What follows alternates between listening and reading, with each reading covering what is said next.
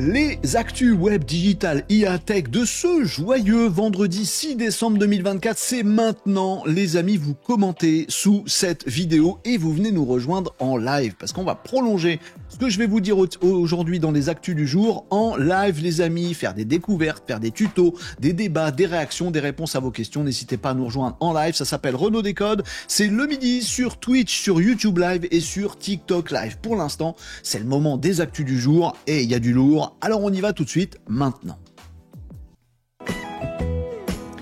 Mais que se passe-t-il en Roumanie? On s'en fout, c'est la Roumanie. Non mais dis donc, intéressez-vous aux gens quand même, parce qu'il se passe des dingueries qui sont liées directement à TikTok a priori. Qu'est-ce qui se passe? Eh bien, il y a des élections présidentielles en ce moment en Roumanie. On est à 2 jours du second tour, c'est ce week-end qu'ils votent le second tour. Ils ont fait le premier tour et le premier tour a fait une surprise en Roumanie puisque c'est un candidat indépendant, plutôt pro-russe, plutôt, enfin bref, peu importe, on rentre pas dans les considérations politiques. Moi, ce qui m'intéresse, c'est qu'il est indépendant, quasiment pas connu. Il arrivait en tête au premier tour en Roumanie. Pourquoi on en parle sur Renaud Décode? Parce que tout ça semble très très lié à TikTok. Attention, pas de conclusion directe, pas de caricature, mais en tout cas, il y a des enquêtes qui sont menées. Pourquoi? Parce qu'il semble qu'il y ait un réseau dormant sur les réseaux sociaux. Quand je dis dormant, il était bien en train de faire dodo. Depuis 2016, depuis 8 ans déjà, il y avait tout un tas de comptes, vrais ou faux, d'influenceurs, réseaux sociaux ou pas, qui ne parlaient pas forcément de politique.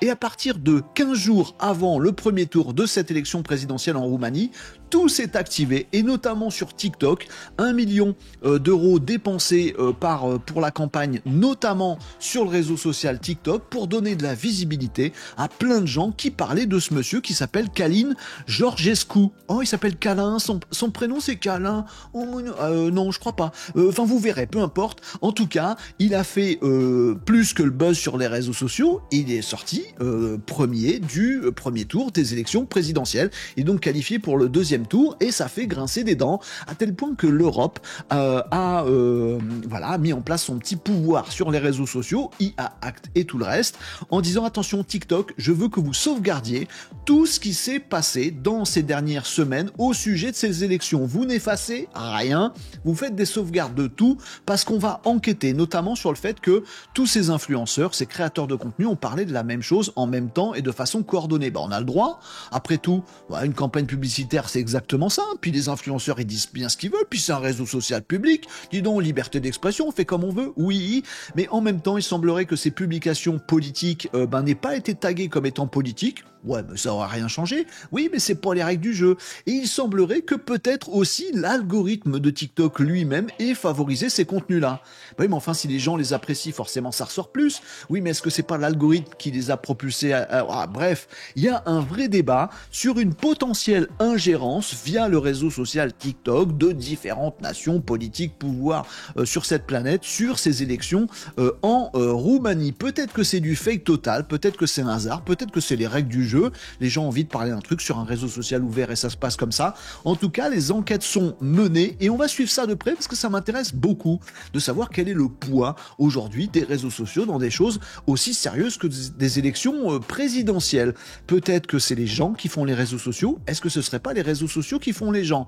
Ça mérite qu'on s'interroge, mais avec quand même un certain recul et un esprit critique. On essaiera de suivre la finalité de ces enquêtes et de ces affaires sur Renaud Décode par exemple. Bien sûr.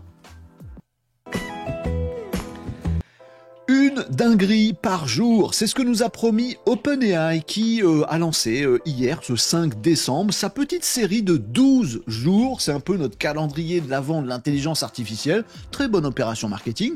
Tous les jours, une petite dinguerie. Je vous avais alerté il y a quelques jours de cette petite opération. Elle a commencé hier, 5 décembre, avec O1. Et c'est marrant parce qu'on en avait parlé ici sur Renaud Décode. On avait dit, à mon avis, le O1, là, il va péter assez rapidement. Et ben ça y est, il est sorti de sa boîte, tel le diablotin, ce fameux O1. Si vous êtes un abonné de ChatGPT, si vous allez dans vos différents modèles, si vous n'êtes pas abonné, ça ne fonctionnera pas, mais si vous êtes abonné, adios le modèle O1 Preview que nous avions jusqu'à maintenant. C'était une preview, c'était pour nous donner un petit avant-goût, mais c'était pas le O1 tout complet. Et ben maintenant les amis, dans vos listes de modèle que vous pouvez choisir sur ChatGPT, vous avez maintenant le modèle O1. Bien sûr qu'on va le tester, on va le tester en live juste après ce petit flash actu et on va voir un peu ce qu'il a dans le ventre, là où il est pertinent, là où il ne l'est pas. En tout cas, les explications ont été faites par les geekos de service. J'ai beaucoup aimé. Ça, c'est l'annonce d'hier à propos de cette sortie de O1. Donc, il y aura une annonce comme ça tous les jours pendant 12 jours. Moi, j'aime bien là les 4 geekos. Ils ont leur petit ordi sur la table, leur petit mug sympatoche, et on a l'impression qu'ils sont dans leur petit salon, qu'ils sont en coloc et qu'ils sont 4. Et les amis, ne vous y fiez pas, c'est OpenAI, hein, voilà. Derrière, ça brasse. Oui, ça brasse tellement, d'ailleurs, que vous le verrez, il y a également un changement de plan chez OpenAI, puisque maintenant, ils vous proposent un abonnement à $200. What? Ouais, bah alors du coup, c'est parti sur le mauvais buzz sur X, Twitter et ailleurs d'ailleurs, où on se dit bah voilà, ça y est, OpenAI abuse, c'est censé être un truc à but non lucratif, et ben l'abonnement à 200 balles pour profiter de One, il est parti. Alors non, c'est pour profiter de tous les modèles en illimité, hein, l'abonnement à 200 € par mois, comme vous l'avez vu, moi je l'ai pas cet abonnement, j'ai l'abonnement à 20 balles et j'ai accès à O1. Par contre, vous avez aussi un autre modèle qui est apparu ici, uniquement disponible pour les abonnements pro à 200 $ par mois, et vous avez le O1 Pro. Donc on est passé de mini preview à O1 bleu et à O1 Pro. Bon, voilà, les amis, c'est assez dingue. Et on va tester tout ça. Alors on va pas le faire avec les petits geeks, mais vous verrez qu'ils nous donnent tout un tas d'indications, notamment sur les capacités de ces modèles-là. Bon, on va essayer surtout, nous, de faire en sorte que on se fasse notre propre avis nous-mêmes en allant tester O1 juste après. Testez-le de votre côté, puis partagez aussi vos petits résultats, vos petites dingueries. Apparemment, O1, la version Pro notamment, est quand même dédiée aux mathématiciens, aux scientifiques. Est-ce qu'on n'est pas en train de d'admirer ou de redouter, je ne sais pas, en tout cas c'est là, l'arrivée de O1 Pro, une intelligence artificielle qui réfléchit, je vais mettre beaucoup de guillemets autour de ce mot réfléchi, et qui est peut-être déjà plus intelligente que la plupart des humains sur cette planète. Beaucoup de guillemets à ce que je viens de dire, mais ça mérite une petite réflexion qu'on aura en live tout à l'heure, les amigos. L'intelligence artificielle est partout, y compris dans la météo. Mais non, c'est pas possible. La météo, c'est un truc. On mousse son doigt, on le sort à la fenêtre, on se dit dans 3 jours, il y aura du vent. Mais non, la météo, c'est aussi une science. Bon, elle se gourre souvent, mais c'est un truc probabiliste. Les amis, l'intelligence artificielle vient de plier le game de la météo. Qu'est-ce qui se passe? Est-ce que ça va être encore de la faute de Google? Alors oui, c'est Google, c'est grâce à Google. Google vient de nous sortir GenCast. Qu'est-ce que c'est GenCast? C'est une IA dédiée à la météorologie. Alors ils avaient déjà Neural GCM, un modèle chez DeepMind, hein, c'est des super pros depuis toujours de l'IA. Je vous parle pas de l'IA ChatGPT générative, non, des vrais IA spécialisés dans des gros trucs. C'est aussi des vrais IA ChatGPT. Mais bon, ils ont sorti GenCast, qui est très différent de Neural GCM précédemment. Neural GCM, c'était un modèle déterministe. Il prenait plein de données météo, il analysait les données météo à maintenant et il disait il y a plus de probabilité pour qu'il se passe ça. Donc il nous donnait une prévision. Ils ont changé leur façon de voir chez Google DeepMind en sortant ce GenCast qui lui va regarder aussi plein de données, va regarder plein de données historiques, il mouline ça avec une IA et il nous donne 50 prévisions possibles en fonction des masses d'air, des courants, des températures, de la flotte ici, des montagnes là-haut et des nuages là. Bim, voilà la planète, bim, voilà ce qui devrait se passer. 50 prévisions possibles. Et ensuite, il triture les prévisions. Bah oui, le fameux battement d'aile du papillon qui peut donner une tornade à l'autre bout du monde. GenCast, il essaye de les analyser aussi. Et il se dit, s'il se passe ça dans mes différents scénarios, alors, qu'est-ce qui va se passer après? Il fait plein de précisions, à tel point qu'on peut se dire que oui, GenCast est surpuissant pour les prévisions météorologiques, mais il est encore plus puissant si on s'accorde avec des vrais météorologues. L'IA pour faire des prévisions de ouf, pour détecter les risques de cyclones, de tornades, de chaleur, de sécheresse, de machin, c'est génial, puisque ça analyse plein de possibilités. Pour dire, oh, attention, il y a une possibilité de cyclone ici, bim, oh, génial. Mais tu mets l'humain après pour dire, a priori, parmi ces prévisions, celle-là, c'est plutôt ça qui se passe d'habitude. Bref, une vraie révolution, puisque GenCast est plus exact que les météorologues classiques, plutôt les systèmes actuels de météorologie, dans 97% des cas. Voilà, donc on va peut-être enfin pouvoir savoir quel temps il va faire la semaine prochaine. Alors c'est pour notre petit confort, savoir si on met une petite laine ou pas, les amigos, mais c'est aussi très important pour la productivité humaine tout simplement. Par exemple, on pourrait imaginer que ce Gencast de Google, DeepMind, pilote par exemple des éoliennes, pouvoir dire à quel moment elles s'activent, à quel moment elles s'activent pas, parce que j'ai fait des prévisions super intéressantes. Bref, petite révolution dans le domaine de l'analyse du climat, et qui est plus fort que l'humain, encore une fois, c'est l'IA. Quel est le système qui est le plus intéressant? L'humain plus l'IA, et ça plie le game. Bravo aux copains de chez DeepMind pour Gencast. Les amateurs de réalité virtuelle n'en ont jamais assez. Bien sûr que vous êtes avec votre gros casque sur la tronche, vous avez hâte qu'il soit un petit peu léger, histoire de moins le sentir et de vous immerger totalement dans de la réalité virtuelle. Oh, c'est un plaisir, c'est un bonheur. La réalité virtuelle, ça nous éloigne un petit peu de notre monde à nous, ça nous immerge dans d'autres mondes fantastiques. C'est absolument génial, on entend les sons, on voit les choses. Par contre, on sent pas le goût.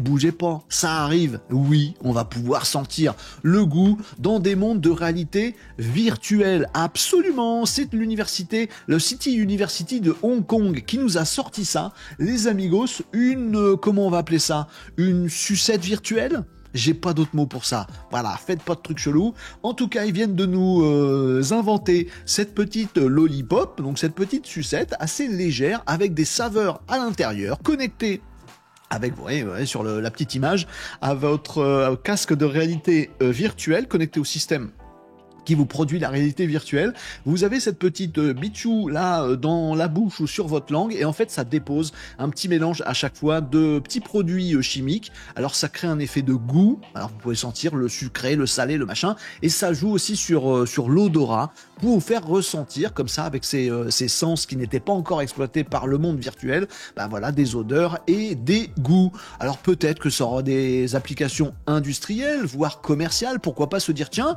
je vais aller visiter ma boutique d'épices préférée, voilà, et puis ça va me faire goûter automatiquement le poivre de machin truc et le piment de bidule chose. Ça peut être rigolo, mais il faudrait que ce soit super précis. Pour l'instant, ça l'est pas encore, mais il paraît que c'est assez bluffant et que ça marche bien sur notre petit cerveau, nous envoyer des produits chimiques dans notre réalité virtuelle, et bim, ça nous fait en tout cas ressentir des goûts et des saveurs et des odeurs. Est-ce que tous on va se retrouver comme dans le film Ready Player One dans quelques instants à s'échapper de notre vraie réalité pour plonger dans une réalité virtuelle plus vraie que nature? Je ne sais pas. En tout cas, il nous manquait ce sens-là, le goût et l'odorat, et ça y est, il vient d'arriver aussi dans le monde virtuel. On n'arrête pas le progrès, c'est une super bonne chose ludique. C'est peut-être une mauvaise chose pour les humains et les relations sociales. À vous de juger, les amis, en commentaire, bien entendu. Voilà les amigos pour les actus du jour. Oh, il y a du lourd, ça mériterait d'être approfondi. Bon, c'est exactement ce qu'on va faire, puisque ce Flash Actu, les amis, il est enregistré pendant Renaud Décode. C'est en live, les amis, le midi, sur Twitch, sur YouTube Live et sur TikTok Live. Venez nous rejoindre. On réagit, on débat également sur les actus du jour à chaque émission. On fait également des petits tutos. Tout à l'heure, on va apprendre à faire des LoRa. On va aussi tester ensemble, les amis, en live O1 qui vient de sortir. Maintenant, je vous l'ai annoncé, on va mettre les mains dedans. Bref, on fait des tas de folies. Ça se passe en live. Ça s'appelle Renaud Décode. Abonnez-vous, commentez cette vidéo et venez nous rejoindre en live. Nous, on va poursuivre les discussions, mais vous l'avez compris, en live.